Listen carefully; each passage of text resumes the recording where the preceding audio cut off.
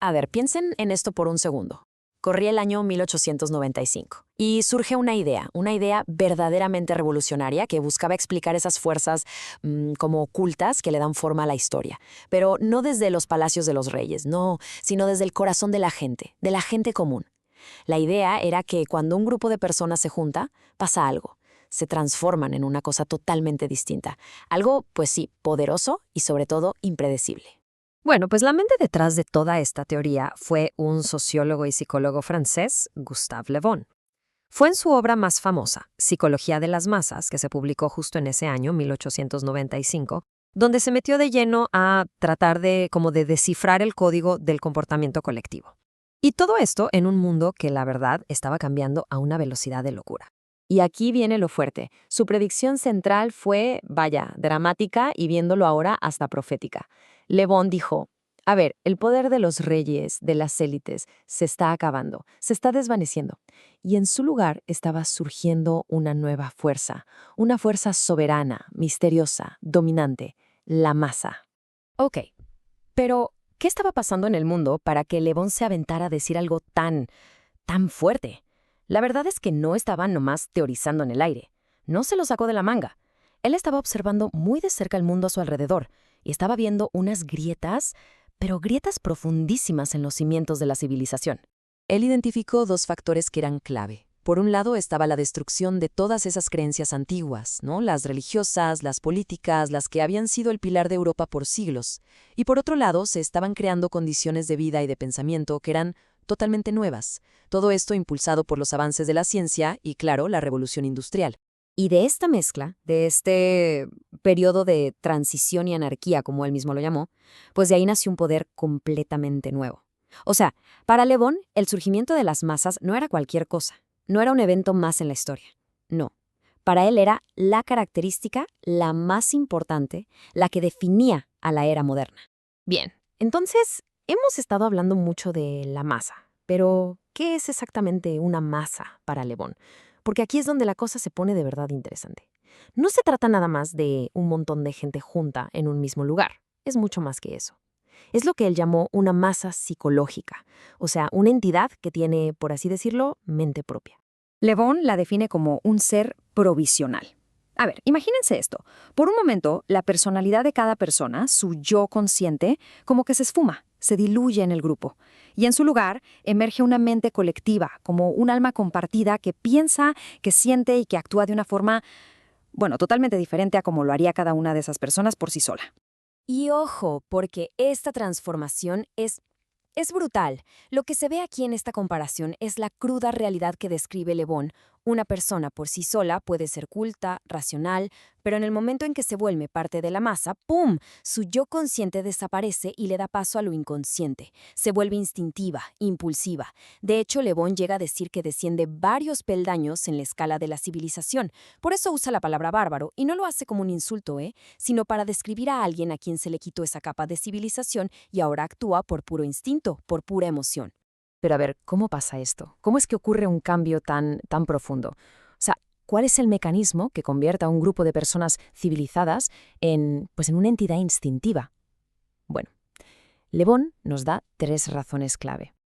Vamos a verlas una por una. Primero que nada, el anonimato. De pronto, una persona ya no es Juan o María, es uno más en la multitud. Y eso le da una sensación de poder que parece invencible y al mismo tiempo borra por completo su sentido de la responsabilidad. Luego, el segundo punto, el contagio. En una masa, las emociones, las acciones, todo se esparce como si fuera un virus. Es casi como un fenómeno hipnótico que hace que la gente sacrifique su interés personal por el del grupo. Y por último, la sugestionalidad. La persona se vuelve como si estuviera hipnotizada, pierde su voluntad consciente y simplemente actúa siguiendo cualquier sugerencia que le pongan enfrente sin pensarlo dos veces. Y para que quede todavía más claro, Le Bon usa esta analogía que es fuertísima. Dice que el individuo en la masa deja de ser el mismo. Se convierte en un autómata, en un simple grano de arena entre otros granos de arena, que el viento, o sea, la sugestión colectiva, mueve para donde quiere, sin que tenga voluntad propia. Ok, entonces, ya entendimos más o menos cómo se forma esta mente colectiva. Ahora, vamos a meternos un poco más a fondo en sus características. O sea, ¿cómo siente? ¿Cómo percibe el mundo una masa? Pues, para empezar con algo fuerte, una masa es increíblemente crédula. Para ella, lo improbable, lo que parece imposible, simplemente no existe. Y para que veamos hasta qué punto llega esto, Le Bon cuenta una historia real que de verdad parece sacada de una novela. La historia va así. La fragata francesa, la Belle Poule, iba navegando en alta mar. De repente, el vigía grita que vio una balsa con náufragos pidiendo ayuda. Y al instante, toda la tripulación, desde el marinero más novato hasta los oficiales de más alto rango, todos vieron exactamente lo mismo. Una balsa llena de gente desesperada.